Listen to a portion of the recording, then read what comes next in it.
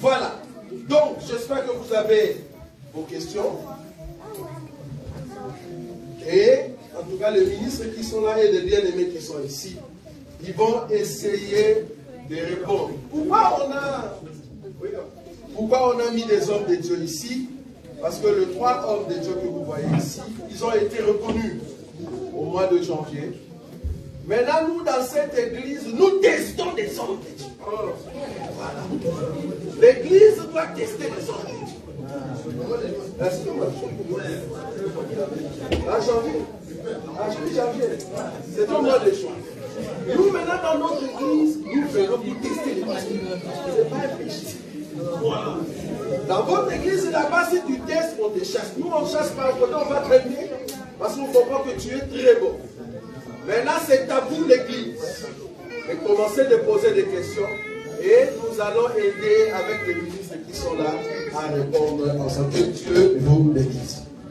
Nous avons une question. Oui, nous avons une question. Bonsoir à tous. Je me nomme notre frère Boni. En fait, je vais poser la question. Hier, j'ai suivi une vidéo. Je ne sais pas si la question serait adressée, mais je l'adresse tout droit au docteur. Il a épinglé juste un point en disant que pour les 5 points, plutôt les 10 vierges, dont il y avait 5 folles et 5 sages, dont il faut aussi l'apôtre Gauthier. En fait, docteur, hier, vous avez dit, bon, moi j'ai suivi la vidéo, vous avez dit, vous avez épinglé une portion d'écriture là où c'est écrit, il y a beaucoup d'appelés, peu d'églises. En fait, les appelés, vous avez fait mention que c'était les 5 folles. Mais disons maintenant, ce que nous observons dans certaines assemblées concernant les égarements des ministres, de certains ministres. Maintenant, les ministres qui sont égarés, ils se retrouvent dans quelle catégorie? C'est la question des services. Non, merci beaucoup. En fait, tu vas voir que l'enseignement des 10 vierges, tu vois, même le frère Gauthier l'a dit tout à l'heure, pour le moment, tout le monde, c'est 10 vierges, c'est-à-dire chrétien. Mais nous ne savons pas distinguer encore aujourd'hui la Vierge folle. Pour voir la Vierge folle, il faut que la Vierge sage monte. Si la Vierge sage est montée, alors c'est là-bas, comme l'apôtre l'a dit tout à l'heure, la Vierge folle m'a dit, ah, j'ai été au fait escroqué par rapport à l'enseignement. C'est là-bas qu'il confond. Donc aujourd'hui, les hommes des dieux qui s'égarent, ou le frère qui s'égare, je ne peux pas l'appeler Vierge folle. Non. Pourquoi? Parce que nous ne sommes pas encore partis. Ça, c'est un deuxièmement, pour qu'il soit vraiment folle, il faut qu'après notre enlèvement, qu'il puisse manifester la petite huile qui est restée dans sa langue. C'est-à-dire l'enseignement. Tout le monde qui sont dans des églises ne sont pas folles, ne sont pas encore sages. Quand est-ce qu'on verra la sage et la folle? Ce n'est que lors de... Donc pour le moment, je ne sais pas encore déterminer. Mais quand j'ai pris, il y a beaucoup d'appelés. Et peu d'élus, là j'ai expliqué dans la révélation. Les appelés, qui a appelé? C'est le Seigneur. C'est-à-dire l'enseignement. Donc quand tu reçois l'enseignement, c'est les 10 vierges qui arrivent à la rencontre de l'Église. C'est ça les appelés. Maintenant, parmi les appelés, l'Écriture dit, mais peu. Et donc parmi les appelés, il y a seulement une partie qui seront élus. Ça c'est la Vierge sage. C'est dans ce sens-là que je vous l'ai dit. Je voulais juste ajouter un truc. En fait, par rapport à cette écriture, Matthieu chapitre 25, quand la Bible dit que tous s'assoupirent et s'endormirent, ce n'est pas vraiment le sommeil comme ça, là tu dors chez toi à la maison après les ronflets, non. Pourquoi on dit que parce que l'époux tardait? Alors, nous sommes à ce temps-là, aujourd'hui, par rapport aux pratiques que, soi-disant, les ensembles sont en train de pratiquer, ces pratiques-là qui les amènent pour qu'ils puissent endormir. Mais attention, le vierge sage, quand il dort, même dans son sommeil, sa sommeil est comme une adoration qui montre auprès de Dieu. Mais sachez une chose, par rapport aux pratiques, voilà pourquoi aujourd'hui, nous avons l'enseignement. Si nous allons quelque part, comme je l'avais dit, si vous écoutez l'auteur de l'enseignement qui est donné dans cet endroit-là, vous pouvez déjà comprendre. Merci. Shalom. Si je peux ajouter encore par rapport à ces questions, par rapport toujours à la Vierge folle, Ne croyez pas que vous allez trouver la Vierge folle dans l'église catholique ou dans les églises de l'Église. Parce que la Vierge folle, elle va sortir là où il y a l'enseignement. Parce qu'elle doit avoir l'enseignement. Donc ne pensez pas que si tu te trouves dans une église catholique, que moi je serai la Vierge folle, après l'enlèvement, je vais profiter par rapport à cet enseignement. Non. Ceux qui vont bénéficier de cette grâce, qui est la Vierge folle, elle doit avoir l'enseignement. Or, l'enseignement, ça se trouve là où il y a l'agneau, là où il y a le corps. Donc ici, nous partageons le corps qui est la parole. Donc, comme nous partageons le corps qui est la parole, comme je disais hier, que nous ne savons pas les jours de l'enlèvement. Parce que par rapport à la chronologie, par rapport à la calendrier prophétique, nous comprenons que le temps approche. Mais nous ne savons pas. Donc nous ne savons pas quel jour il y aura l'enlèvement, peut-être aujourd'hui ou déjà demain, ou après 500 ans, nous ne savons pas. Parce que même nos bien-aimés, nos frères, les apôtres, ils ont aussi prêché sur ça. Donc nous, on sait que nous nous préparons pour l'enlèvement. L'enlèvement, il y aura, parce que la parole est certaine. Mais la Vierge folle, elle va se retrouver au milieu de nous. Pas en dehors de nous, mais au milieu de nous. Donc là où il y a l'enseignement. C'est ça que le ministère.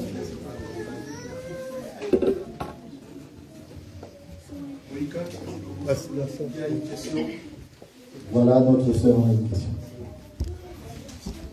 Bonsoir à tous. Ma question, sans orienter plus sur les dons. Je voulais savoir, est-ce que tout enfant de Dieu a-t-il un don? Un don. Oui. Et dans 1 Corinthiens 12, verset 31, la Bible nous dit aspirer aux dons les meilleurs. Et je vais encore vous montrer une voie à excellence.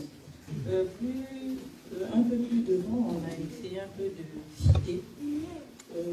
Si c'est possible, les ministres peuvent citer quelques autres qui ne sont pas dans la Bible. Oui, les D'autres dons qui ne C'est sont pas dans dans la la Bible. oui. Et oui. Sinon, pas, ils vont ramasser ces islam.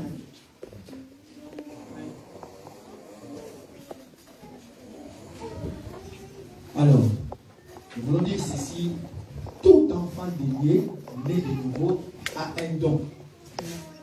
Mais maintenant, le problème, c'est quoi? Je me souviens, j'ai déjà entendu quelque part, on est en train de dire que tous nous avons le don de parler en langue. C'est ça le problème. Il y en a qui disent même que pour reconnaître quelqu'un s'il est baptisé du Saint-Esprit, il faut que vous parlez en langue. C'est faux, c'est faux, archi faux. Vous pouvez avoir le don de guérison, et moi j'ai notre don. Vous pouvez avoir le don de parler en langue, et moi j'ai notre don. Donc c'est comme ça. L'analogie de la foi nous pousse à reconnaître que tous ces dons-là que le Seigneur nous a donnés, les dons, nous l'exerçons dans l'ensemble, dans l'Église. C'est pour l'édification aussi de l'Église. Mais tous nous avons des dons, mais chacun de nous a son don à lui. C'est tout ce que je dis. Oui, par rapport à la question de la sœur, nous allons lire dans le livre de Romains chapitre 12, le verset 6. Puisque nous avons tous les dons différents selon la grâce qui nous a été accordée, que celui qui a les dons de prophétie exerce selon l'analogie de la foi. Donc, en réalité, un enfant de Dieu, quand Dieu nous dote de son esprit, en réalité, l'esprit de Dieu, il y a des dons qui se manifestent. Chacun de nous a un don. Tout un enfant de Dieu qui a l'esprit de Dieu a un don. Mais nous avons des différents dons. Donc chacun de nous maintenant, il va prier le bon Dieu, comprendre quel don que Dieu m'a donné. Parce qu'il y a d'autres qui ont le don de la libéralité. Il y a d'autres qui ont le don de la foi. Il y a d'autres qui ont le don de miracle. Il y a d'autres qui ont le don de guérison. Parce que quand nous faisons par rapport à nos prières, quand on fait des prières, il y a des dons de guérison qui se manifestent. Il y a nos bien-aimés qui prient aussi pour les malades. Quand on prie, il y a des bien-aimés qui sont guéris. Ce n'est pas que nous, les ministres, qui sont là, que nous avons tous, c'est nous qui avons des dons de guérison. Il y a des sœurs, il y a des frères qui ont des dons de guérison, des dons de miracles, des dons de prophétie, des dons de discernement, des esprits, des dons de parler en langue, d'interprétation même. Mais ce qui est réservé, c'est les dons des ministères. Là, c'est réservé aux hommes. Mais par rapport à autres dons, tout le monde, tout un enfant de Dieu qui est né de nouveau, qui a l'esprit, a cette grâce d'avoir un don dans sa vie. C'est ce que je voulais ajouter. Donc, la même chose que mes deux bien-aimés ont pu dire, tout chrétien a un don. Obligé. Sinon, tu deviens une terre desséchée. Le don fait que tu puisses être différent des païens. Parce qu'à travers le don, c'est ce qui... Ok. Ces dons-là, ça marche pas trop bien, je pense. Amen. Un des dons que tout chrétien a, il y a un don que tout chrétien a, c'est le discernement des esprits. Parce que si tu ne sais pas discerner l'esprit qui est devant toi, tu suivras aveuglément chaque fois. Mais pour que tu ne puisses pas suivre les serpents, tu dois avoir le discernement. Parce que la foi vient de ce qu'on entend. Et ce qu'on entend vient de la parole du Christ. De la même manière aussi que la destruction de la foi vient aussi par ce qu'on entend. Donc, si tu es enfant de Dieu, c'est une obligation qu'il est de le discernement. Afin que tu puisses discerner qui te parle. Car, si on t'appelle au téléphone, et je vais passer pour ton père, tu sauras que je ne suis pas ton père comment? Par le discernement de l'enfant. Voyez. Si tu ne sais pas discerner ma voix avec ton père, tu me suivras. Si tu ne sais pas savoir que c'est ton homme qui te parle, ou si c'est un charlatan qui te parle, tu suivras et tu te présentes. Donc, l'Éternel doit mettre à chacun le discernement. Qui puisse dire, non, tu n'es pas mon père. Celui qui me parle, c'est un charlatan. Pourquoi? Parce que j'ai vu en lui quelques signes que l'Éternel a interdits. Et lui l'a manifesté. Parce que pour comprendre le vrai et le faux, le faux doit faire toujours quelques erreurs. Dans lesquelles, justement, un enfant de Dieu, malgré qu'il est dans la foule, va discerner, donc, l'erreur est commune. Vous voyez? Donc, si toi, tu n'arrives pas à discerner et que tu acclames comme tous les loups, tu seras toujours regardé. Donc, le don de discernement est très important. Voilà pourquoi ceux qui sont encore dans les assemblées dans lesquelles ils sont en train de diriger comme des loups, ils partent et ils tombent, ils n'ont pas encore eu de discernement. Mais il y a ceux qui discernent que notre pasteur est faux. Mais il ne reste pas d'habitude. Il reste parce que la famille est là. Il reste parce que, je suis le modérateur ici. Je suis chantre ici. Mais l'individu convaincu, il n'est pas discerné. Parce que Dieu a mis en toi le discernement. C'est à travers le discernement que tu vas te révolter. Et enfin, de pouvoir écouter la véritable voix. C'est ce que je peux dire. Je peux rajouter rapidement. Je crois que par rapport à ta question, on doit faire la différence entre le don spirituel et les talents. Par exemple, le petit ici en France, Mbappé, ça c'est un talent. Ça, du football, tout ça, c'est un talent. Tu peux avoir des talents, tout homme a un talent. Mais tout homme n'a pas de dons spirituels.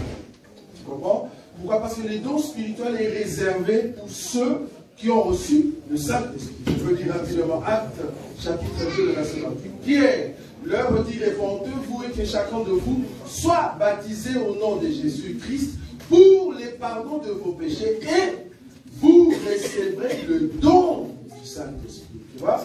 Donc ici, le don spirituel, c'est seulement pour les enfants de Dieu. Mais c'est pendant les autres, ils ont des talents. Ils ont des talents. Les talents, ça c'est Dieu qui a mis à tout un chacun de nous. C'est-à-dire les talents, par exemple, de courir vite, les talents je ne sais pas moi, de la beauté, par exemple. Ça, ce sont des talents que Dieu peut donner. Mais les dons spirituels, c'est seulement pour les enfants. Amen. Amen. Nous avons une question ici de notre sœur. Shalom. Oui, shalom. En fait, je voulais demander à ministre Kachama par rapport à l'enseignement. Je voulais savoir la différence entre l'arbre et le fruit. Parce que si on vient Donc je vous ramène à la Bible. Dieu donna cet ordre à l'homme, parce que la Ève n'était pas là. J'ai dit, vous pouvez manger tous les arbres. Mais Dieu n'a pas dit le fruit. Les fruits, nous, on a vu les fruits que quand Ève a répondu. Parce que même le serpent, il a répondu pareil comme, c'est-à-dire il a posé le même, il a posé des questions comme Dieu l'a dit. Donc je voulais savoir la différence entre l'arbre et le fruit. La différence entre l'arbre et le fruit. Est-ce que j'ai bien compris oui. Non, parce que Dieu donna cet ordre à l'homme, vous pouvez manger tous les arbres. Le jardin, sauf l'arbre qui est au milieu. Oui. Du coup, quand il y avait... On va le lire et puis vous dites la question précisément. Ok. Genèse chapitre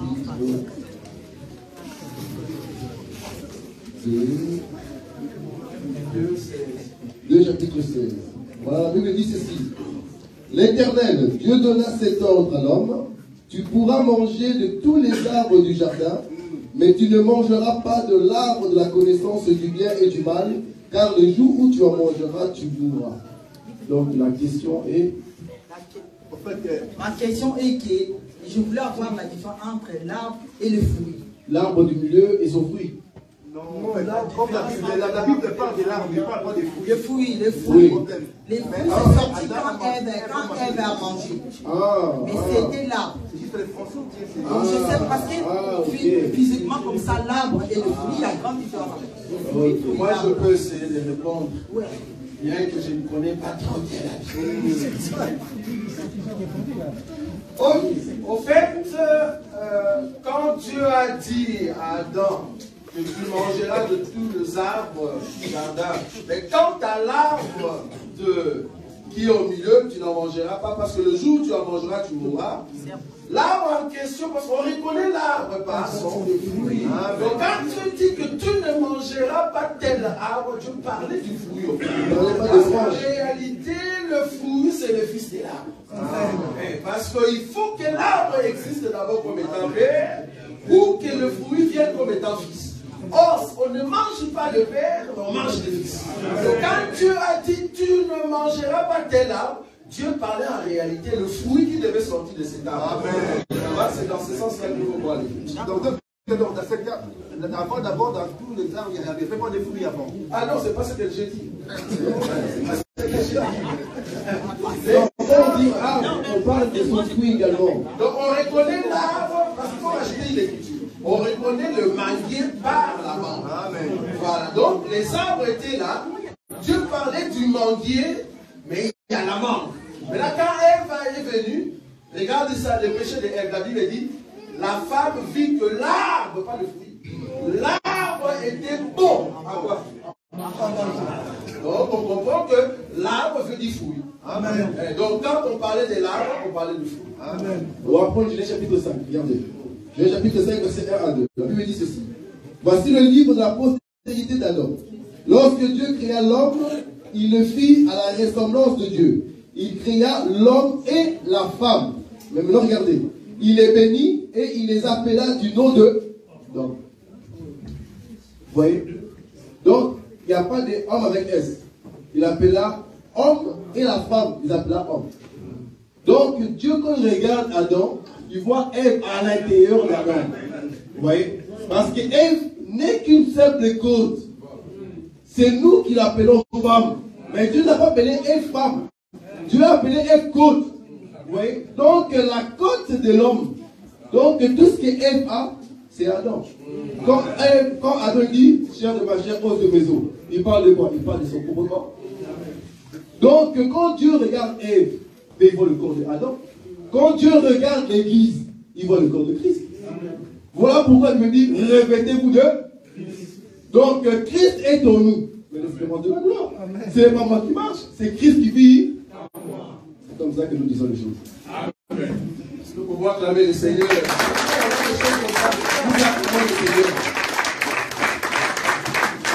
Nous avons encore ici une question. Et puis je viendrai à vous. Shalom.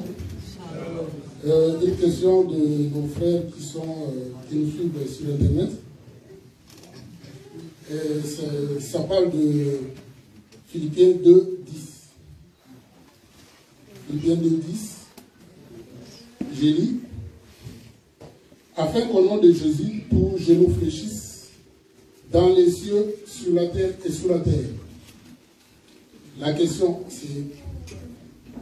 c'est qui est exactement sous la terre. Voilà.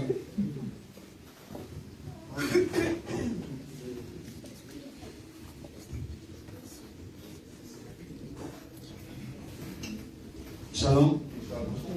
Par rapport à cette question, ça doit nous faire à répondre à ça par rapport à la révélation, parce que quand on pose des questions, il y a des questions qu'on peut répondre doctrinairement, on peut répondre par révélation, par connaissance et puis par prophétie. Quand on dit dans le livre des Philippiens chapitre 2, 10 que tout genou fléchit sur la terre, en haut, dans le ciel, sur la terre et sous la terre. Donc on comprend qu'il y a trois parties où il y a des gens qui vont s'agenouiller devant Dieu. En haut, sur la terre et sous la terre. C'est là où nous comprenons qu'en réalité, les trois parties que le livre des Philippiens, apôtre Paul nous dit, c'est en réalité c'est les montagnes. Or, les montagnes, nous avons les sommets, au milieu des montagnes et en bas des montagnes. Or, au sommet des montagnes, c'est Dieu qui réside. Au milieu des montagnes, c'est Satan qui réside. Parce qu'il vit, parce que l'apôtre Paul a dit, Dieu m'a ramené jusqu'au troisième ciel. Nous comprenons qu'il y a trois ciels. Donc, le premier, là où Dieu réside. Deuxième, Satan réside par rapport aussi au tabernacle, parce que le tabernacle, il y a trois parties. Il y a le parvis, il y a le lieu saint, il y a le lieu très saint. Or, Satan peut venir dans le lieu saint, mais pas dans le lieu très saint. Or, le lieu saint, c'est ça le deuxième. Or, les parvis, c'est ça les premiers. Donc, tout genou qui doit fléchir, en réalité, le monde doit fléchir. Même là où il y a Satan, parce que la Bible dit que Satan nous accuse. Notre combat, ce n'est pas physique. Notre combat, c'est spirituel. Nous ne luttons pas contre l'eau et le sang, comme Colossiens a dit. Nous luttons contre les esprits méchants dans les lieux célestes. Donc nous comprenons que Satan, lui, dans les lieux célestes, c'est ça, la terre, qui doit s'agenouiller devant Dieu. Et dans le ciel, les anges aussi s'agenouillent devant Dieu. Même sous la terre qui est le monde, s'agenouillent devant Dieu. C'est ça que je voulais répondre par rapport à cette question. Je peux rajouter rapidement, en touchant non pas la pensée du tabernacle, mais aller tout droit vraiment à la question de notre bien-aimé. Par rapport à Philippiens, il y a une autre écriture qui dit, Éphésiens chapitre 4, le verset 9, oh, que signifie il est monté, sinon qu'il est aussi descendu dans les régions inférieures de la terre. Oh, les régions inférieures de la terre, c'est là où il y a ce qu'on appelle le séjour de mort. Toute personne qui est vivante sur la terre, alors que tu as encore l'âme et la respiration, si tu meurs aujourd'hui, heureusement que le Seigneur est déjà passé par la croix, c'est là-bas qu'il a séparé ce qu'on appelle les saints d'Abraham et le séjour de mort. Ici, l'écriture de Philippiens veut dire que Jésus est devenu maître dans les cieux, sur la terre et dans les lieux inférieurs. C'est-à-dire, tout le monde, tous ceux qui sont morts sont soumis à Christ. C'est-à-dire que ça soit dans les séjours des morts. Dans les séjours de mort, il y a tout, parce qu'il faut comprendre que quand Jésus parlait de saint d'Abraham, c'était encore les séjours de mort. C'est-à-dire qu'il n'y avait pas séparation entre le saint et le pécheur.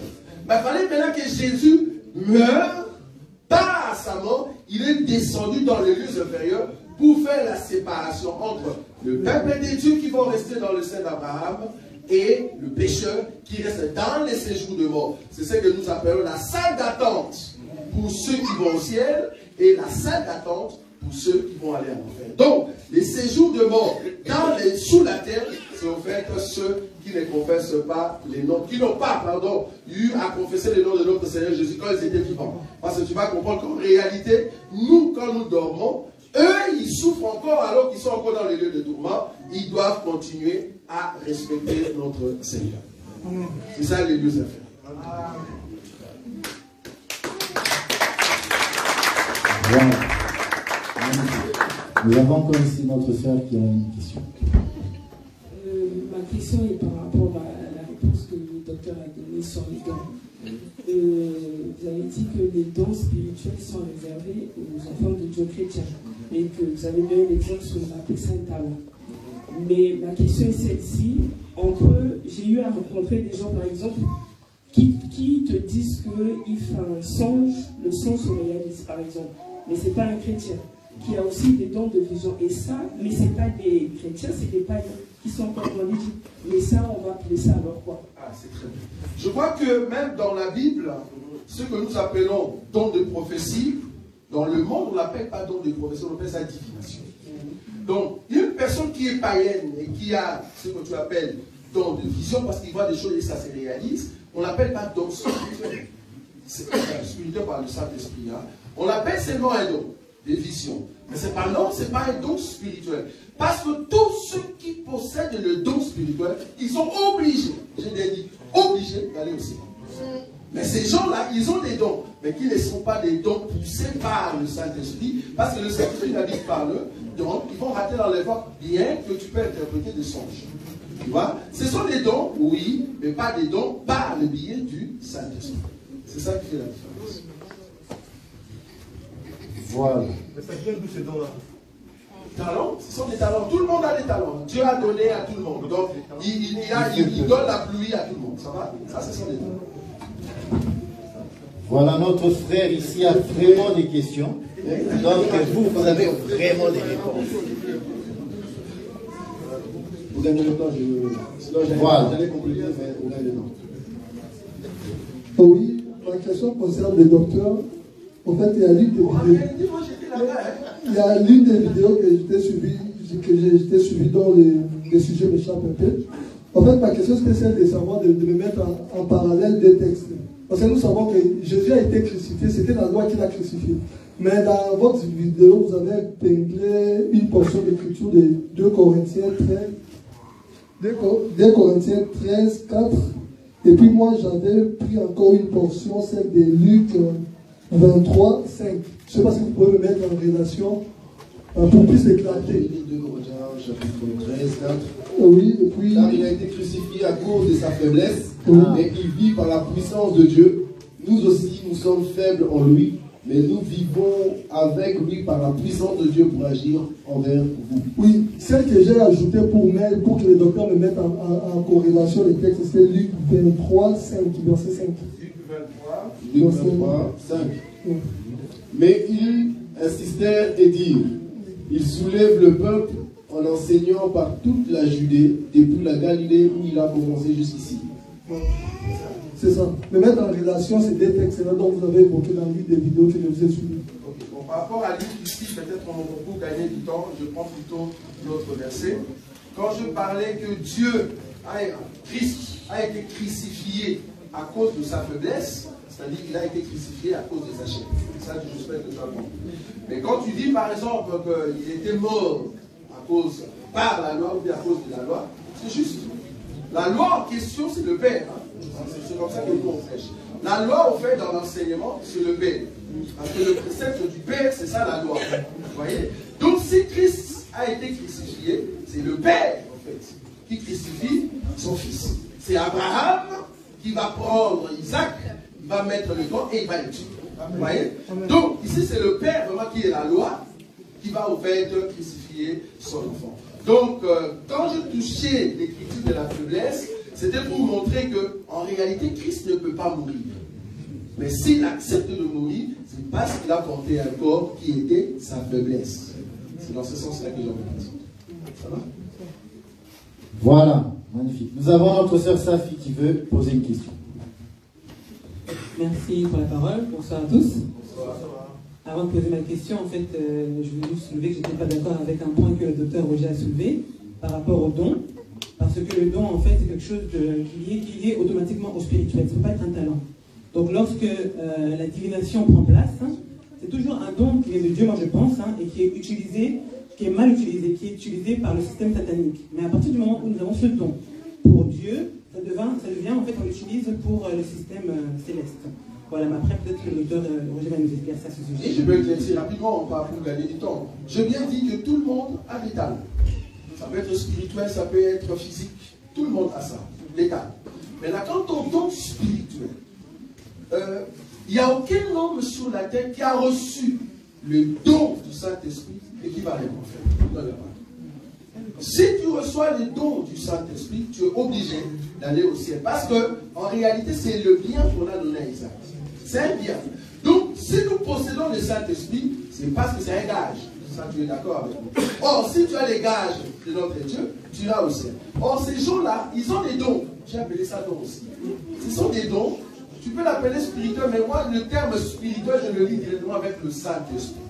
Si tu l'appelles spirituel, dans d'autres sens, oui, mais ce n'est pas le Saint-Esprit. Tu vois là où je suis. Donc, c'est juste cette nuance. Ce sont des dons spirituels, oui, mais pas Saint-Esprit. Donc, ici, c'est juste cette nuance qu'il faut faire. Ça va?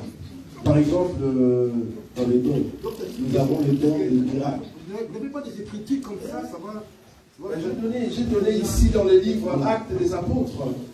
Tout à l'heure, j'ai donné que Pierre a dit, répandez-vous, soyez baptisés au nom de Jésus-Christ et recevez le don du Saint-Esprit. J'ai dit ici. Ça va? Oui. Par exemple, dans le don du Saint-Esprit, nous avons le don de miracle. Le don de miracle, c'est Saint-Esprit qui le donne. Mais nous savons aussi qu'on va chez les féticheurs, le féticheur aussi va faire ses prières et tu seras guéri. Dans ce cas-là, c'est donc. Est-ce que c'est le Saint-Esprit qui est chez cette maman-là? Ou c'est l'esprit de la qui est chez maman? Parce que nous allons voir. Je vois que je suis combattu, mes frères. Voilà. Nous allons voir lorsque nos bien-aimés frères, Moïse et Aaron, vont rentrer chez Pharaon. Arrivé chez Pharaon, Moïse va faire un miracle. Il dira, voici le don du Saint-Esprit. Je le manifeste. Mais Pharaon a dit, mais oh, moi de même, j'ai aussi un don. Il va le manifester. Est-ce que c'est que Pharaon a fait? Nous pouvons l'appeler le don du Saint-Esprit? Non. Ah. Parce que le don du Saint-Esprit ne comprend pas entre lui-même. Il doit combattre seulement l'ennemi. Et nous croyons que le don du Saint-Esprit sera toujours victorieux. Amen. Raison pour laquelle les dons miraculeux de Moïse doivent combattre et vaincre les dons de Pharaon. Notre bien-aimé frère Paul va avancer à voir une personne qui va commencer à prophétiser, n'est-ce pas? Ces gens-là, c'est les serviteurs de Dieu, croyez-les. Mes yeux les voient, je les déclare, je les proclame. Amen. Mais quand le bien-aimé va voir avec les dons du Saint-Esprit, il va lui dire, toi là, c'est un bidon. Wow. Mais c'est qu'elle a dit, que Paul est dit c'est Dieu, c'est vrai ou faux? Ah. Mais c'était qui a parlé en l'air?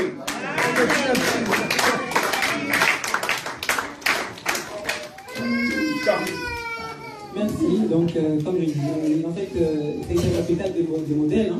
Mais pourquoi j'ai soulevé cela? Parce que lorsque le frère Roger a répondu, il a répondu à la sœur c'était un talent. Hein.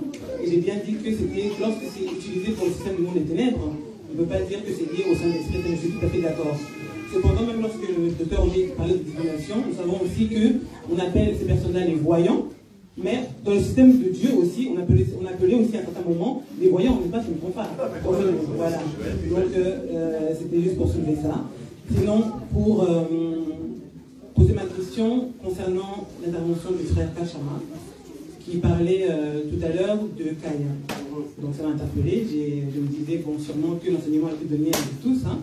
Mais moi, j'aimerais avoir des éclaircissements, parce qu'il a lié aussi Caïn au Saint-Esprit lorsque il mouvait à la surface des eaux. J'ai bien compris qu'en fait, si j'ai compris, que Caïn était en fait un Saint-Esprit. Voilà. Mais quelque part, nous devons en fait être taillés, n'est-ce pas? La mort doit prendre place en nous pour en fait confirmer. Bon, ok.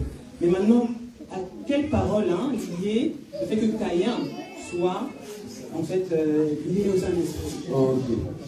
La Bible dit que l'ombre n'est pas la représentation exacte de la chose. Voilà pourquoi les enfants de Dieu doivent avoir l'œil. Quand le Père s'est manifesté, comme il disait, il faut avoir le discernement.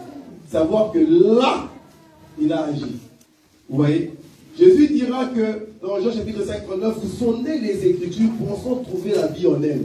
Mais ce sont les Écritures qui parlent de moi. Pour trouver ça, il faut avoir l'œil où est-ce que les Écritures parlent de Jésus-Christ. Vous voyez? Car je suis en train de dire que Caïn, c'est la personne qui tue. Dans les Écritures, le premier meurtrier, on l'appelle Caïn. Or, dans les Écritures, celui qui tue son frère, c'est Saint-Esprit. Parce que c'est le Saint-Esprit qui a tué Jésus. Oui. Et quand Jésus dit, avant qu'Abraham soit, je fus, qui parle? C'est le Saint-Esprit. Il parle de son aîné. Et Caïn et Abel, Caïn c'est l'aîné. Voilà pourquoi remarquez quand Caïn va tuer Abel. Dieu dira, bon, vu que j'ai mis un esprit éternel, celui qui tuera Caïn, il sera vengé 7 fois. Or, chiffre 7, c'est la perfection. Ça veut dire que celui qui tuera Caïn, il n'y a plus de repos pour lui. Il sera vengé parfaitement, donc condamné. Et Jésus dira, celui qui blasphème contre le Saint-Esprit, celui-là, c'est fini pour lui. Il n'y a plus de repentance pour celui qui voudra taquer Caïn. Parce que Caïn a une marque. Et c'est cette marque-là que Caïn vient mettre des sceaux à tout un élu. C'est le porteur de la marque. Vous voyez? Donc Caïn, quand il marche, qu'il soit à sa droite, à sa gauche, à l'arrière, devant, tu vois sa marque. Donc quand tu prends ton arc, tu veux tirer, c'est Caïn, je ne vais pas toucher. Nous croyons que Caïn, quand il avance, dès qu'il voit un élu s'élever, Caïn va mettre sa marque. Il est intouchable. De gauche et à droite, l'ennemi ne peut pas toucher les enfants que Caïn a marqué le sceau. Vous voyez? Quand nous disons Caïn, c'est pour ça que j'ai bien martelé, oubliez le Caïn que vous a prêché par la parole par rapport au talon. Recevez le mystère caché. Parce que tout et chacun a une mission. C'est l'esprit qui était à Caïn qui m'a attiré, qui m'a intéressé ici. Donc, il y a beaucoup d'enseignements. Demain, on peut venir bafouer Caïn, mais comprenez toujours là où nous sommes en train de prêcher. Est-ce qu'on arrive à comprendre, sœur Safi? Parce que si Caïn ne te marque pas du sceau, je ne sais pas qui va te marquer le sceau.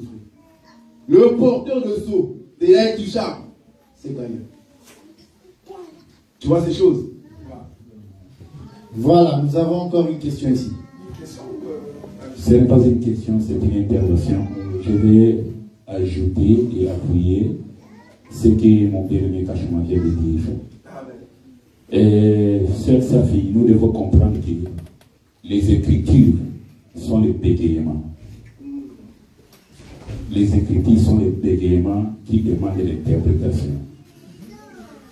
Ces Caïn que tu vois, on peut les prendre dans beaucoup de sens. Ça dépend de l'autoroute que la personne qui est devant, qui donne l'enseignement, il veut prendre. Caïn, là, on peut les prendre comme Israël. Caïn, on peut les prendre comme la loi. Caïn, on peut les prendre. Donc, mais il faut qu'il y ait l'interprétation. Parce que la Bible, quand nous le lisons en français, c'est la mort. La Bible dit que l'écriture tue. La lettre tue, mais l'esprit qui vivifie. Donc, quand quelqu'un, un orateur, un prédicateur est devant, il faut faire un effort avec cet enseignement de comprendre s'il est sur quelle bande de l'autoroute. Sinon, tu es perdu. C'est ce que je voudrais faire ajouter.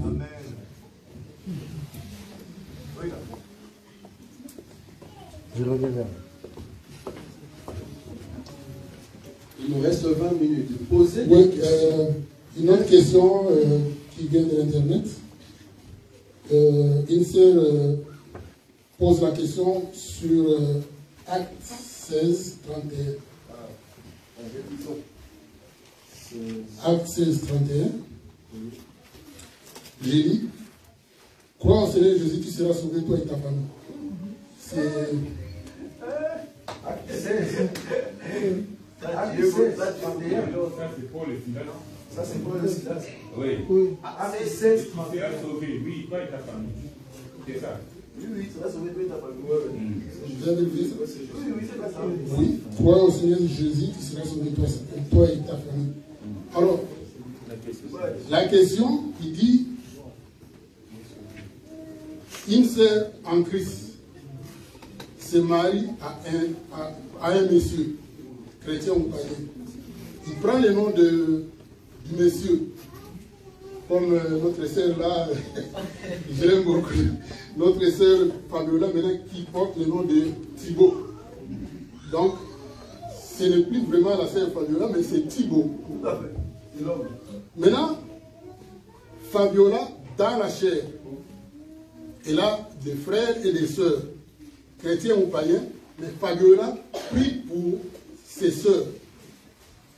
Est-ce que la prière de la sœur va aussi sanctifier ses frères, va aussi sauver ses frères, comme on a dit dans la Bible que si tu pries, ta prière sanctifie ton conjoint et les enfants.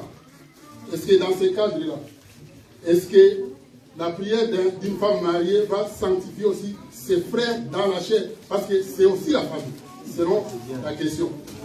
Est-ce que sa prière, ça sauve aussi ses frères et ses sœurs qui sont ailleurs, mais c'est la famille dans la chair? Voilà la question. C'est pas avant qu'on a posé. Non, non, la question s'adresse au ministre par rapport à ce verset et par rapport à 1 Corinthiens 7. Oui, crois au Seigneur, tu seras sauvé, toi et ta famille. Bon, il y a beaucoup à expliquer ou à donner des réponses par rapport à ce passage, mais par rapport au temps. Le temps, voilà pourquoi je dois quand même juste parler un peu vite, ou donner un peu juste la réponse qui est un peu claire, juste pour notre cercle. La famille, en réalité, ce n'est pas notre famille biologique, quand la Bible parle. La famille que la Bible parle, c'est la famille dans le corps, parce que nous formons un corps. Quand nous formons un corps, c'est là notre famille. Nos familles, ce sont nos frères et sœurs, parce que nous sommes de blé. Dieu nous a jetés dans deux familles. Donc Dieu nous a sémés dans deux terres. Or, la terre, c'est là où nous sommes sortis, le bleu. Or, il y a aussi du livret. Donc, dans une même famille, il y a du bleu qui peut sortir, il y a aussi du livret qui peut sortir. Donc, moi, je peux prier pour ma famille, je peux prier pour mon frère et soeur, juste pour qu'ils soient peut-être protégés physiquement, mais non spirituellement. Parce que spirituellement, pour hériter le royaume d'ici, il faut être un enfant de Dieu. Si mon frère ne prie pas, si ma mère ne prie pas, même si je prie pour lui, elle est malade, elle peut être guérie. Mais pour être sauvée, elle doit recevoir Jésus-Christ dans sa vie. Donc, je dois juste parler comme ça pour ne pas prendre beaucoup de temps, parce que ça nous reste que 15 minutes. En fait, je voulais juste ajouter en disant, un jour on est venu voir Jésus, on a dit à Jésus, il y a ton père et ta mère qui est là. Et Jésus a pris la parole, a dit, qui est mon père, qui est ma mère? Et pourtant Jésus avait aussi des frères biologiques, ici. Donc c'était aussi ça. C'est par là que nous allons comprendre, crois au Seigneur, tu seras sauvé, toi et ta famille. Donc ça veut tout simplement dire, c'est lui qui est dans l'église, corps du Christ. Amen. Voilà. Claire. Voilà, nous avons encore une autre question. La question est s'adresse au ministre, oui, parce que nous avons eu l'enseignement ici qui a été fait par le frère Pati. Il avait pris Proverbe 15.3 qui dit « La crainte de l'Éternel enseigne la sagesse et l'humilité précède la gloire ». Il avait essayé de nous expliquer dans la révélation, parce que je crois que vous avez dit quand on parle de la parole, il y a la doctrine, il y a la prophétie, il y a la révélation. Et il avait posé la question en disant, est-ce que ce verset trouve sa place quand on dit par exemple dans le monde que quand tu es orgueilleux, ça dit, quand il a posé la question pour savoir si ce verset faisait la place dans la vie courante. Ma première question est celle-ci. L'apôtre Paul a dit, la nature ne vous enseigne-t-elle pas des choses? Avant d'aller dans la révélation, parce que je regarde dans la vie courante, souvent toujours vous avez dit comme conseil que quand tu es orgueilleux, tu n'as pas d'amis, tu n'avances pas. Quand tu as l'humilité, tu vois que dans l'humilité, il y a des gens qui ont trouvé la vie dans l'humilité. Dans le monde, il y a des gens qui ont trouvé des portes ouvertes. On suit la question, s'il vous plaît. Il y a des gens qui ont trouvé des portes ouvertes qui leur ont mené à l'élévation en étant humbles. Mais quand le frère lui pose la question que dans le monde, est-ce que vous avez trouvé la gloire en étant humble?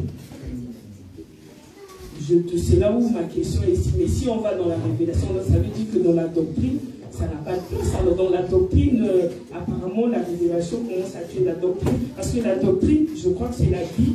On prend des exemples. Parce que dernièrement, le docteur, il a prêché. Il nous prêchait et puis il a dit, je vais exhorter les gens dans la doctrine. Quand il disait par exemple que tu peux avoir des obstacles, des difficultés dans la vie, il faut savoir faire des sacrifices, il faut continuer, il faut évoluer. Il a exhorté dans la doctrine. Mais si le frère pose cette question, est-ce que l'humilité dans la vie courante, on peut trouver ça? Il a dit c'est plutôt un verset qui part dans la révélation. Et donc ça tue la doctrine alors. La parole ne se contredit pas. Il est vrai que la doctrine, c'est la marche. La révélation, ça monte un petit peu. Et la prophétie également. C'est pour voir plus loin. C'est juste la manière dans laquelle tu es positionné pour pouvoir voir les choses. La doctrine, je vois la personne qui est en face de moi. Mais la révélation, je monte un peu, je vois celui qui est encore derrière. Et la prophétie, je monte encore plus loin. Il est vrai que l'orgueilleux et humble, il vous prend plus sa place lorsqu'on donne la révélation concrète. Qu'est-ce que Dieu dit dans l'orgueilleux et qu'est-ce que Dieu dit dans l'humilité, dans l'homme. Parce que il y a des gens, parce que tu es bien habillé, tu viens toujours bien habillé, on dit, ah, cette soeur-là, elle est orgueilleuse. Par rapport à quoi tu es orgueilleuse? Ils vont te juger par rapport à ce qu'il est marqué dans la rousse, que oui, quand tu montres un peu tes vêtements, tu montres que Dieu t'a fait du bien, Dieu t'a béni, et bien eux qui n'ont pas reçu la même bénédiction que toi, ben, ils viennent te condamner en disant que tu es orgueilleuse.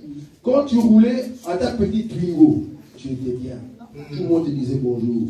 Le jour que non, Dieu va te bénir, va t'élever, tu vas acheter une belle Mercedes. Vous voyez, l'orgueil de l'homme change.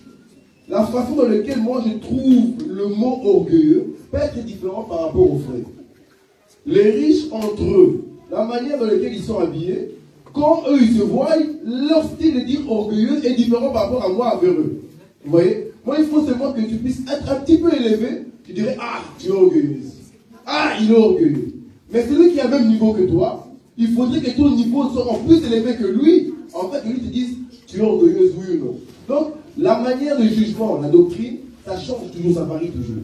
Mais voilà pourquoi un enfant de Dieu, pour mieux comprendre les choses, doit avoir la révélation. Qu'est-ce que Dieu dit? Si tu es réellement humble ou si tu es réellement orgueilleux.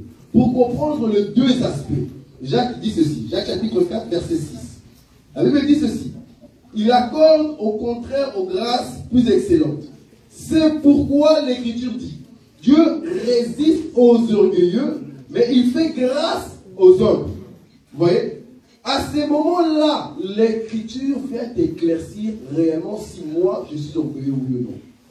Selon la Bible, l'orgueilleux est celui que Dieu résiste. Pas celui selon que Kachama résiste. Non. Moi, je peux te résister, mais Dieu t'accorde sa grâce. Mais celui qui est humble, pour le voir, c'est celui que Dieu a communiqué la grâce. Dieu résiste aux orgueilleux et il fait grâce aux hommes. Or, pour mieux comprendre cette écriture, quelle est la grâce de Dieu? La Bible dit que Moïse est venu, mais Jésus est venu avec la grâce et la vérité. Donc Jésus, c'est l'homme qu'on appelle la grâce. Pour comprendre qui est humble devant Dieu, c'est celui qui a reçu Jésus. Parce que Dieu ne te donnera pas la grâce si tu es orgueilleux. Vous voyez, personne ne peut venir au Père si lui-même l'a dit. Donc, le cadeau de Dieu envers ceux qui sont humbles, ils ont cet esprit. Peu importe comment le monde va te condamner. Parce qu'elle me dit que malheur à toi et moi si on dit que le bon Dieu sur nous. Donc, les autres vont dire que tu es orgueilleuse. Mais Dieu a dit, parce que tu as la grâce en toi, on te jugera toujours d'orgueilleux. Si je dois écouter toute personne qui me condamne, mais je ne marcherai pas dignement selon les Écritures. Les Écritures me disent, c'est lui qui a la grâce, a le Saint-Esprit. C'est lui qui est orgueilleux, humble, a le Saint-Esprit. Donc, pour mieux comprendre l'humilité et l'orgueilleux n'écoutera jamais la parole de Dieu. Dieu dira, arrête l'impudicité, il dira non. Arrête l'orgueil, il dira non. Arrête l'homosexualité, il dira non. Je fais ma vie. Il résiste, il est orgueilleux devant Dieu. Voilà pourquoi Dieu le résiste. Or, tout ce que Dieu résiste, il ne pourra pas voir sa face. J'ai une amie. Oui. Elle a l'humilité. Ça dit qu'elle a une chanson et elle a l'humilité. Mais dans cette humilité, puisque même si elle n'a pas Christ, elle a une gloire avec ça. Donc ça veut dire que ça donne une gloire aussi. Ah non, je vois ça. Oui, ça donne une gloire parce que, par exemple, quand on dit dans le monde, les gens qui sont orgueilleux, par exemple, orgueilleux, on va dans les comportements, dans beaucoup de choses. Mais on a vu des gens dans la vie qui sont humbles, qui ont eu des portes, qui se sont ouvertes dans beaucoup de choses. Parce que lui, il avait posé la question à la manière des gens par rapport à la doctrine. Parce que la doctrine aussi nous enseigne, aussi prend aussi des enseignes dans le monde. Mais quand lui, il a posé la question, est-ce que dans la révélation, il a expliqué ce que ça veut dire, je comprends. Mais dans la doctrine, quand il a posé la question, est-ce que vous pouvez me dire que vous avez une gloire, quand vous trouvez, ça dit une gloire, ou bien un résultat quand vous êtes proche dans le monde? Moi, je dis oui, et c'est là où je trouve. On reviendra dans ce qu'on appelle les détails. Comme le docteur avait dit, il y a le don et le talent. La personne qui est païenne, un sorcier qui est humble, qui est élevé, il n'a pas la gloire. Il est juste élevé. Il n'a pas la gloire. Parce que la gloire, c'est la face de l'éternel. Vous voyez ça? C'est les termes qui vont changer. Donc ce n'est pas la même chose. Avec les Écritures, c'est comme une personne qui croit que la plus belle femme au monde, c'est X. Il croit. Mais quand on l'amène dans les Écritures, on dit la foi. Là, je ne crois pas à l'homme, je crois en Jésus. Vous voyez? Donc les termes changent. Quand on dit que la personne qui est impudique, mais il est tellement humble, on va dire l'homosexuel. Ils sont très gentils, hein? Ils sont cool. Donc il est tellement cool, il est tellement humble, il est serviable. Et tout le monde l'aime bien, il est élevé, il a la gloire. Non, le terme gloire, un chrétien ne va pas utiliser pour un païen. Parce que nous croyons que le véritable homme a dit à Dieu, montre-moi la gloire. La gloire, c'est la face de Dieu. Ça veut dire que l'Éternel a sa face vers toi. Mais ce païen-là, l'Éternel n'a pas la face vers lui. C'est juste le mot qui change. Il est élevé par rapport aux autres. Vous voyez? Donc il s'est prosterné chez Satan. Satan va l'élever. Il est gentil, Satan va l'élever. Mais le terme gloire, c'est juste le terme là qui n'est pas juste. Voilà, donc nous avons encore deux questions. Deux questions. Et puis deux questions et puis on va terminer. On va passer à autre chose. Amen. La question c'est, je vais demander, est-ce qu'une personne qui n'a pas le Saint-Esprit, qui n'est pas née de nouveau, est-ce qu'il peut parler en langue? Alors, un pasteur qui sait parler en langue, est-ce qu'il peut initier une personne en lui faisant répéter les mots pour arriver à parler en langue? Il dit que cette personne parle en langue. Et si cette personne parle en langue, il parle avec qui? C'est ça les questions qu'on attendait depuis longtemps. Alors, j'ai encore une deuxième question. Est-ce qu'une personne qui est dans une église ou qui est sortie de cette église-là, qui peut, ce n'est pas dans le mauvais sens, rêver toujours de son pasteur, par exemple? Rêver de son pasteur? Oui. Pas dans le mauvais sens, mais... On doit mettre de rêve, en fait. Oui, oui. Ok. On va répondre rapidement. Bon, Bon, parce qu'on n'a pas vraiment assez de temps, parce que ce sont des questions qu'on a données, parce qu'il y a beaucoup à exploiter par rapport à toutes ces questions-là. Mais pour être un peu bref, il y a dans le livre des Actes, il y a un monsieur qui est venu vers Paul pour demander qu'on puisse les vendre. Si c'est pas Paul, c'est Pierre. Pour qu'on puisse les vendre, les dons spirituels. Il est venu avec de l'argent. Simon les magiciens. Donc là, les apôtres ont dit, va venir en enfer avec ton argent. Donc les dons, on n'achète pas. Donc les dons, on n'achète pas. Les dons, c'est un don gratuit de Dieu. Dieu les donne qu'à ses enfants. Voilà. Et par rapport à ceux qui parlent en langue, qui n'ont pas de dons, qui ne sont pas des fils de Dieu, on comprend que ce sont des langues des démons. Ce sont des langues des démons. Parce que les diables aussi parlent. Ce sont des langues des démons. Voilà pourquoi la Bible nous dit, quand nous nous rassemblons, si un parle la langue, il faut qu'il y ait un interprète. Donc s'il n'y a pas d'interprète, que celui qui parle la langue, c'est taise. Parce qu'il peut être animé par un esprit des démons. Donc il faut aller par plus loin parce qu'il n'y a pas...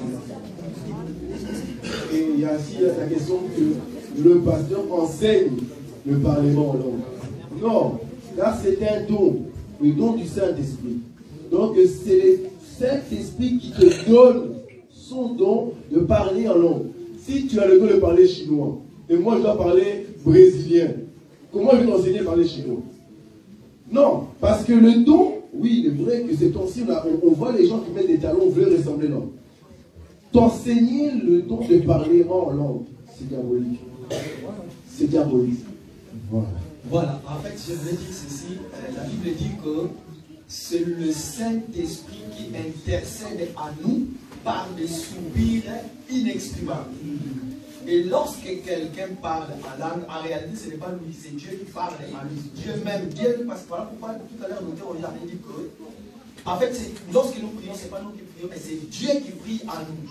Alors maintenant, toi, tu n'es pas baptisé du Saint-Esprit. Comment est-ce que Dieu va venir parler en toi? Donc Dieu ne peut pas venir cohabiter dans un corps avec le diable, non. Ou soit c'est le diable qui habite en toi, c'est cet diable-là qui te donne le faux parler en langue que tu peux expliquer à quelqu'un, ou soit c'est Dieu lui-même. Voilà pourquoi nous avons dit que tous nous n'avons pas de parler en langue. Donc voilà. Merci. Voilà, nous allons encore recevoir une question. Donc ceux qui ont des questions qui ne l'ont pas encore posées, en tout cas les hommes de Dieu seront encore là, ils n'ont pas vu. Vous pourrez le poser toujours après. Ça va? Nous allons recevoir une question de notre sœur. Shalom à tous. Alors moi j'ai une question, je sors un petit peu de ce que vous êtes en train de dire, je reviens à la Genèse. Alors j'ai une question à poser, c'est par rapport quand je lis au début de la Genèse, quand Dieu dit faisons l'homme à notre image. Mais quand je vois par la suite à la création, quand il dit faisons l'homme à notre image, c'est au pluriel. Mais quand je vois quand la création se fait, c'est au singulier. J'aimerais savoir en fait quand il dit faisons l'homme, il parlait à qui? Sachant que les anges ne sont pas à notre image. Donc j'aimerais savoir, il parlait à qui en fait? Parce que c'est au pluriel, mais la création, je vois que c'est au singulier. Donc j'aimerais savoir le faisons, c'est à qui s'adressait. Merci. Voilà, je vais commencer à répondre. En fait, lorsque Dieu dit faisons l'homme à notre image, à notre ressemblance, il y a une chose qu'il faut comprendre. Dieu parlait à ses attributs. Dieu est créateur. Donc, quand il dit faisons l'homme, cela ne veut pas dire qu'il y avait quelqu'un d'autre, je ne sais pas, Gabriel, qui était là. Non. En fait, voilà pourquoi nous allons comprendre beaucoup de choses. En fait, c'est Moïse qui est en train d'expliquer. Moïse est en train d'expliquer, parce que c'est lui qui a écrit le Pentateuque. Lorsqu'il est en train d'expliquer, Moïse, dans son jargon, il va utiliser faisons l'homme à notre image et à notre ressemblance. Il veut tout simplement nous rappeler les attributs de Dieu. Dieu est créateur. Il est celui qui appelle à l'existence et toutes les choses qui n'existent pas. Donc voilà, c'est tout ce que je voulais dire pour aujourd'hui aussi. Voilà. Comme tout à l'heure, un bien-aimé a pu dire que les Écritures ne se lisent pas en français, en chinois, ni en portugais. Donc, quand nous lisons les Écritures, nous devons mettre nos cerveaux à côté et pouvoir comprendre la pensée cachée des Écritures. On peut parler en pluriel, mais le pluriel, ça reste toujours un singulier. On dit 1000 femmes, mais les 1000 femmes veut dire seulement une seule femme. On peut dire 3 ans, mais Mais les 3 jours là peut seulement être 3 jours. 400 ans, 400 ans veut dire seulement 4 jours. Donc le pluriel dans les Écritures peut aussi être un singulier. Mais tout ça, c'est le mystère caché du Père. Voyez, on va prendre une écriture. Exode chapitre 19, verset 4. C'est là où je me cache. La Bible dit ceci. Vous avez vu ce que j'ai fait à l'Égypte. Et comment c'est Dieu qui parle. Je vous ai porté. Donc qui a porté? C'est Dieu. Sur les ailes de l'aigle et amené vers moi. Oh, il dit, je vous ai porté. Et je vous ai amené vers moi. Oh, donc il y a un Dieu qui porte. Et il part. On dit, tu amènes où? Il dit, mais je l'amène chez moi.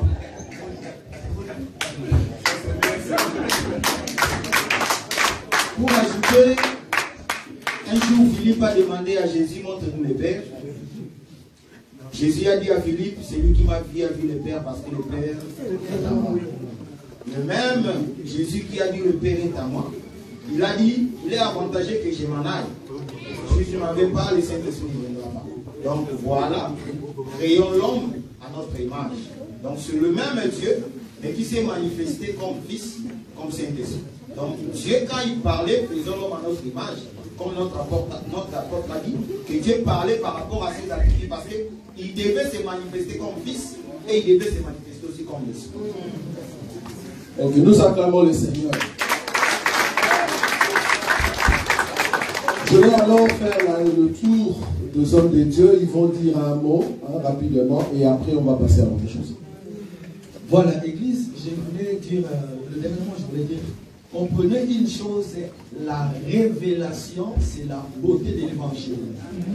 Lorsque nous prêchons l'évangile, il y a des choses où vous aurez du mal à l'expliquer dans la doctrine. Prenons par exemple, on vous dit que si quelqu'un te donne un souffle à la joue droite, il tend lui encore l'autre œil. Si ton œil est pour toi une occasion de chute, arrache-le. Vous voyez que dans la doctrine, nous ne pouvons pas l'expliquer comme ça. Donc il faut toujours ce que nous appelons la beauté de l'évangile, qui est la révélation. Comme notre pasteur a dit tout à l'heure, que si nous lisons les Écritures dans le sens, c'est noir, c'est blanc, à ce moment-là, il y a la mort qui est donnée. Pourquoi? Parce que nous allons dire à la personne, ah, tu as péché, parce que ton œil qui t'a mené à la péché. Donc maintenant, prends le couteau, arrache ton œil. Mais or, dans la révélation, ça va expliquer autre chose. Donc voilà pourquoi ne négligeons pas ni la doctrine, ni la révélation, ni la connaissance, et puis ni la prophétie. Merci, que le Seigneur vous bénisse. Merci pour votre présence. Ce que je vais ajouter, je vais parler, et que Dieu vous bénisse. Amen. Profitez de ce temps que Dieu nous donne encore en vie. Gardez cette parole, mettez cette parole en pratique. Parce qu'il y a beaucoup qui sont en train de chercher cette parole que nous sommes en train d'écouter, nous sommes en train de partager. Dieu nous fait grâce parce que Dieu nous connaît. Il veut que nous soyons prêts pour l'enlèvement. Ne venez pas à l'église pour quelqu'un. Le comportement d'un bien-aimé ne puisse pas t'écarter du chemin de l'éternel. Parce que tu viens pour ton salut. Tu viens pour être enlevé. Même s'il y a un bien-aimé qui veut t'affaiblir, comprends que Dieu a déjà dit, vous qui êtes forts, soutenez les faibles. Donc il y aura toujours des faibles. Il y aura toujours des bien-aimés qui vont peut-être nous dire des paroles qui peuvent nous affaiblir, qui peut nous mettre en colère. Mais comme un enfant de Dieu comprend que tu es appelé à mettre en pratique cette parole et à soutenir aussi ton frère et sœur qui est faible dans la foi. Donc, résistez vraiment parce que le diable est très rusé, le diable est très malin. Il cherche à tous les moyens à détruire beaucoup, mais il ne parviendra pas à détruire les enfants, les élus de Dieu. Que Dieu vous bénisse. Amen.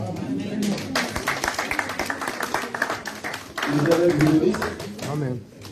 Donc, comme je disais, la révélation, la prophétie, comme l'apôtre a dit, ce n'est pas évident, ce n'est pas simple pour tout à chacun. Tout le monde n'a pas le même rythme pour comprendre les enseignements. Mais voilà pourquoi il faudrait qu'on puisse se soutenir les uns les autres. Celui qui pose une question ne veut pas dire qu'il est plus, il a moins la connaissance que la personne qui n'a pas posé la question. Non. Justement, la force de l'évangile, c'est lorsque nous posons des questions. Ça veut dire que je ne veux pas me laisser berner. Moi, je crois à telle chose. Comment toi, tu as pu dire telle chose? Prouve-le-moi. Voilà pourquoi je viens avec des questions. Donc, il faut toujours pouvoir poser des questions à vos frères ministres, à vos frères et sœurs dans lesquels vous côtoyez. C'est ainsi que nous commençons à grandir. Je viens d'une assemblée dans laquelle il y avait beaucoup de membres, de 500 personnes, 800 personnes. Mais je suivais le docteur Roger. Je venais de temps en temps, ce qu'il prêchait me frappait tellement, mais je regardais d'où je viens. Lâcher les micros là où il y a beaucoup de personnes pour venir là où il y a peu de personnes. Non, je vais rester encore là. Mais l'enseignement était tellement véridique. Je venais devant lui, je me sentais tellement enfant. Mais l'autre côté, j'étais un prédicateur, un lion. Mais quand je venais devant lui, j'étais une chèvre. Je posais des questions, mais je me disais, mais non, c'est moi qui n'ai pas compris la Bible, ou bien cet homme lit autre écriture que moi. Donc, j'ai compris que la connaissance est donnée vraiment aux enfants de Dieu. Ceux qui sont humbles, ils vont apprendre. Mais ceux qui veulent seulement suivre des pasteurs parce qu'ils ont la puissance, parce qu'ils montrent des belles voitures, parce qu'ils ont une assemblée de 800 personnes, de 1000 personnes, il y a la mort dans beaucoup d'assemblées. On suit énormément la foule. Et plusieurs fois, je devais quitter, je voyais vraiment les choses qui sont là-bas, ce n'est pas vrai. Ce qu'il fait, ce n'est pas écrit. Ce qu'il fait, ce que la Bible nous demande, là, on ne le fait pas. Donc, pour recevoir la délivrance, il faut payer, frère. J'ai été dans l'assemblée là. Donc, même pour prendre de l'eau, soit disons l'eau de bénédiction, il faut aussi payer la bouteille. Donc, je regardais les choses, je me disais, ce n'est pas écrit, ce n'est pas juste. Mais j'avais du mal à quitter parce que la foule me continuait. La foule me faisait du bien. Mais lorsque j'ai pris la décision en disant non, je me laisse briser par les Écritures, je suis arrivé, je me suis assis. J'avais 3000 questions à poser, frère. 3 ans et demi, frère, à poser des questions, Et là, aujourd'hui, mes frères, je vois que dans l'éternel, et j'encourage tout à chacun de pouvoir poser des questions. On n'est pas moindre, celui qui pose des questions. Posez parce que c'est ça la force des bénis. Il ne se laisse pas faire. Il demande à Paul, où as-tu enseigné ces choses? Donc, continuez à poser des questions. Le temps peut-être passé, mais le Saint-Esprit ne passera pas. Donc, nous sommes là. Même quand nous mangeons, venez poser des questions. Après les questions, nous allons répondre. Amen. Donc, que l'Éternel nous bénisse.